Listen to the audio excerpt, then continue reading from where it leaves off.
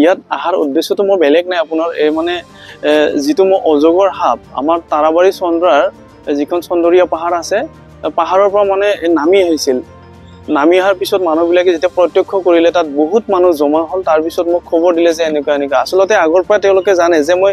ইতিমধ্যে 3 বছৰৰ পৰা কমেও 20ৰ পৰা 25টা মানে অজগৰ সাপ মই এতিয়ালৈকে ধৰিলো তাৰে বহুত কেইটা মই এতিয়া সাপ জমা দিলো তাৰে প্ৰথম দিয়াটো আচলতে বন বিভাগ যেতিয়া দিছিল মই ডিম্পি বাইদেউ আছিল তেওঁ আমাৰ যে বামৰিগাঁও ডিভিজন আছিল তাত দিছিলো আধা ৰাস্তাত তাৰমানে সেই সাপটো ঢুকাই থাকিল মৰিলে মৰাৰ পিছত আচলতে তাক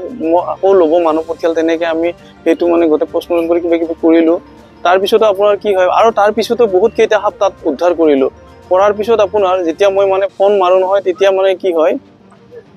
অফিচাৰবিলাকে মানে এই ক'ব মানে আপোনাৰ চিঙিৰাত আচলতে নাই কোৱা বন্দাপাৰা বকো তাৰপিছত আপোনাৰ আমাৰ যিটো নগৰবেৰা ৰেঞ্চ আছে সেই তাতেও মানে কয় মানে ইটো অফিচাৰে সিটোক ক'ব সিটো অফিচাৰে এইটোক ক'ব এনেকুৱা টাইপ আৰু সেইটোৰ কাৰণে আচলতে কি হয়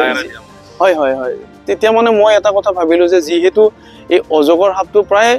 লুপ্তপ্ৰায় অৱস্থাত আমাৰতো আজিকালি দেখিবলৈ নাপায় সেইকাৰণে আমাৰ গাঁৱতো সচেতন মানুহ আছে সচেতন নাগৰিক আছে তেওঁলোকৰ সহযোগতে আচলতে মই এটা কথা ভাবিলোঁ যিহেতু ইমান মানুহ আহে আৰু তাত গমেই পায় আমাৰ গাঁৱলীয়া মানুহবিলাকে ইমান বুজি নাপায় সেইকাৰণে কিছুমানে লাঠি লৈ আহে কিবা লৈ আহে মাৰিব বুলি